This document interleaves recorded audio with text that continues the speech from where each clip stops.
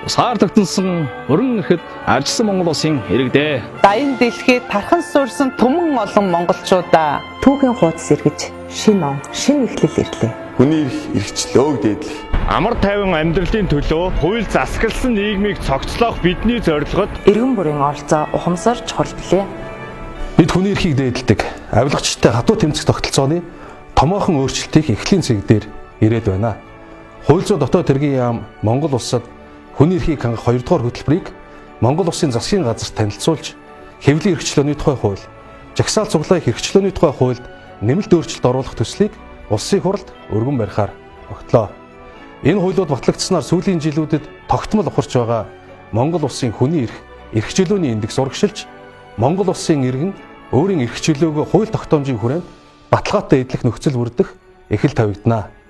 Мөн авилгын эсрэг багц хуулийн төслийг өргөн барихаар зэглээ. Олон жилийн хугацаанд манай улсын хөгжлийг удаашруулж, тоолж барамгүй боломжийг хулгайлсан хүмүүст хатуу хариуцлага тооцдог. Шудраг бус аргаар олж авсан хөрөнгийг ирээдүйн хойч үеийнхэн боловсрал зарцуулдаг.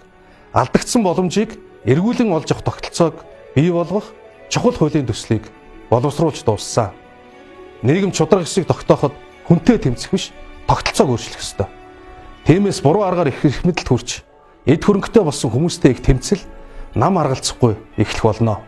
Олон саад үргшэл тулрах хэдий ч энэ өөрчлөлтийг хийх тохиромжтой түүхэн цаг үе ирээд байна. Шинэ парламенттай хамт шинэ үзэл санаа хууль тогтоох төвшөнд хүчтэй байр суурь эзэлж байна. Үе солигдож өөрчлөлтийг итгэл үнэмшил бий боллоо.